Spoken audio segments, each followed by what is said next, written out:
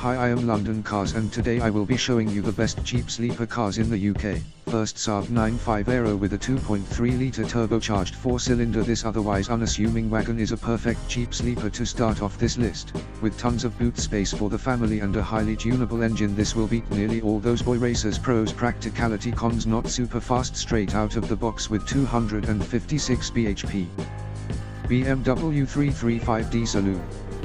Standard power and torque 282 bhp and 428 pound/feet. Potential power and torque over 350 bhp and 550 pound/feet.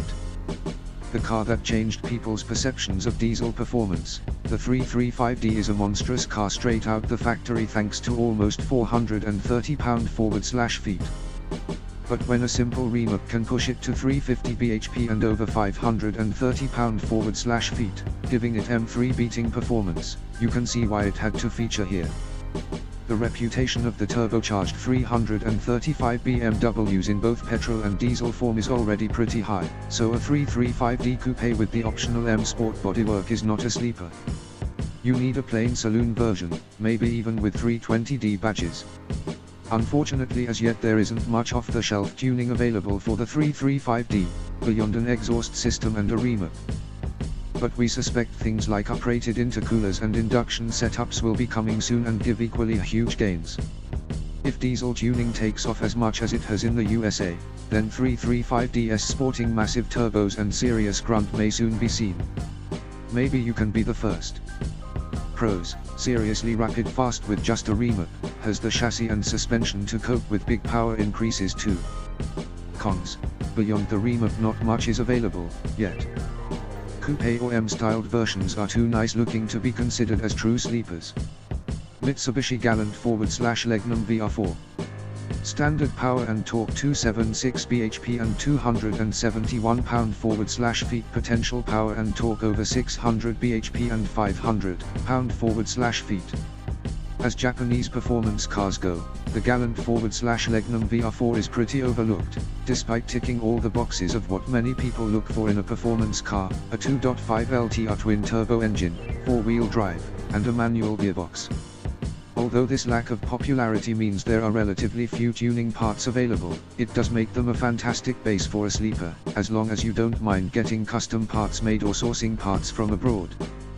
The engine is related to the 3LTR V6 seen in the 3000 GT Coupe, and that engine has been pushed to around 1000 bhp in Japan.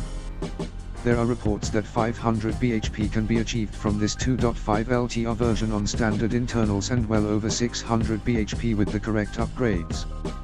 No need to debadge the car either. 99% of drivers have no idea what a VR4 is. They certainly wouldn't expect one to be tuned to such big power, so you are free to create a great looking car that's still a sleeper. Pros: twin-turbo V6 and 4WD. Big power potential. Even with overt styling it will remain a sleeper due to being so unknown in the UK. Cons: not many off-the-shelf tuning options limit you unless you like putting in the effort. Fairly hard to find for sale in the UK. Audi A6 2.7T. Standard power and torque 227 bhp and 229 pound/feet. Potential power and torque over 800 bhp and 600 pound/feet. B5 Audi S4s have such a fearsome reputation these days that most people are now aware that they are fast, despite them only being as powerful as many newer hot hatches as standard. The performance potential of tuned S4s is absolutely massive though, and as the A6 2.7T has the same basic engine and transmission, but in a far less obvious bodyshell, you have the same performance potential but in a true sleeper style. You have two options when it comes to the looks: leave the 2.7T badges on it, which would still make quite a good sleeper due to no S or RS badge. Or, for the full sleeper look, debadge it or put 1.9 TDI badges on it, as 99% of people wouldn't be able to tell the difference. Most RS4/RS6 parts simply bolt straight on, which means easy big brake conversions for example, and 550 bhp of RS6 beating power from this ordinary A6 can be just a few engine and turbo upgrades away. Pros: a detuned Audi S4 in a plain looking body. Parts from S4s and RS4s make for easy bolt-on upgrades. 800 bhp and tuning potential. Cons: high S4/RS4 tuning and repair costs. Many have done high miles and been used as tow vehicles. Not great round bends either. Seat Ibiza TDI Sport. Standard power and torque 127 bhp and 229 pound/feet. Potential power and torque over 800 bhp and 600 pound/feet.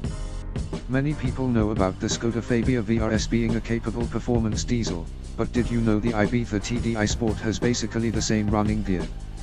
It also boasts less weight, less cost, and much more of a sleeper appearance.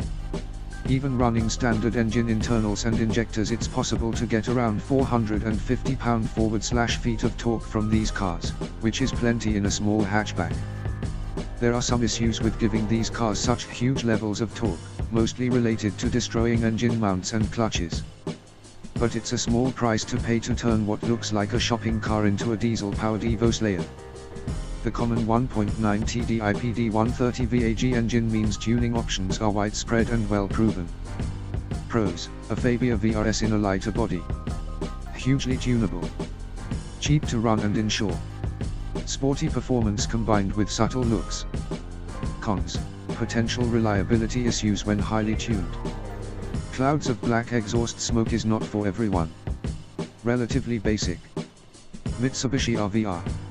Standard power and torque 230 bhp and 225 pound/feet. Potential power and torque over 1000 bhp and 700 pound/feet.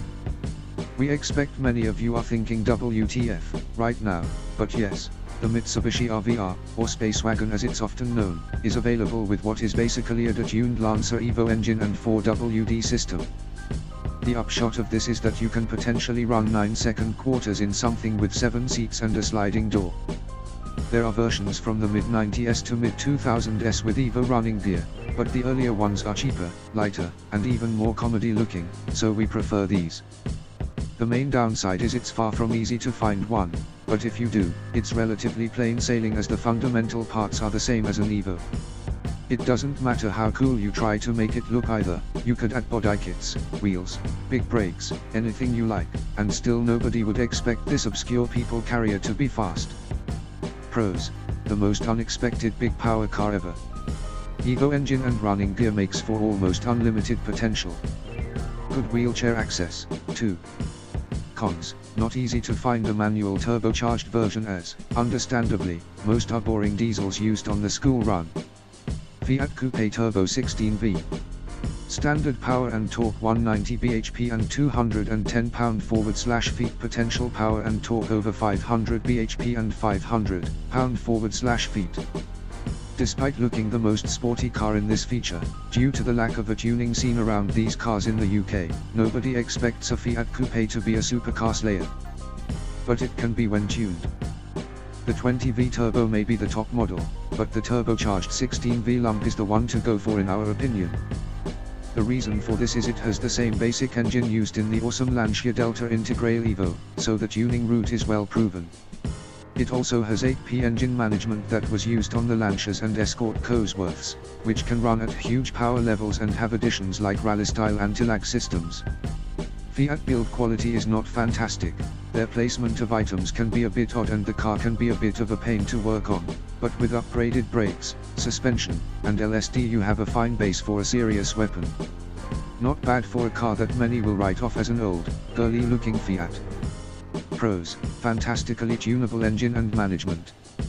Integrale engine means well proven tuning paths to achieve very high power levels. Cons: Fiat build quality is highly suspect. Engine bay can be a pain to work on due to layout. Lancia engine means tuning parts can be pricey. Skoda Octavia 1.8 T44 estate. Standard power and torque 150 bhp and 155 pound/feet.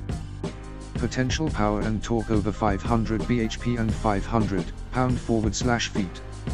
You could argue that the Octavia VRS is a sleeper, but there's actually a better base for a sleeper in the Skoda range, the obscure 1.8 T4WD estate models. Looking plain and sitting on very high standard suspension, they pack 150 bhp as standard and come with the same Haldex 4WWD system as many VAG vehicles. Combine that with the famously tunable 1.8T lump and you have a great base for a sleeper. The standard engine and turbo can be pushed to around 250 bhp, which in itself is enough to surprise a lot of cars, but once you add a bigger turbo and uprated engine internals, 450 bhp can be had with ease and reliability. You can go well over 600 bhp if you're feeling particularly crazy. Being a VAG car, upgraded suspension and brakes are very easy to get hold of too, making it a fairly easy sleeper to build. Best of all, these have usually had a much easier life than the VRS versions, making them a safer base for tuning. Pros: would fool most tuned car fans. Likely to have had a much easier life than the VRS model Skodas. Great engine and 4WD system. Cons: never sold well, so not easy to find. Any exterior upgrades will make people think it is a VRS, instantly making it far less of a sleeper. Bora V6 4Motion. Standard power and torque before 204 bhp and 199 pound/feet. Potential power and torque over 600 bhp and 600 pound/feet. Maybe the last VW you'd think of when it comes to tuning. The Bora V6 4Motion is the base for our awesome cover car, and even without the R32 engine swap, this car has enormous potential.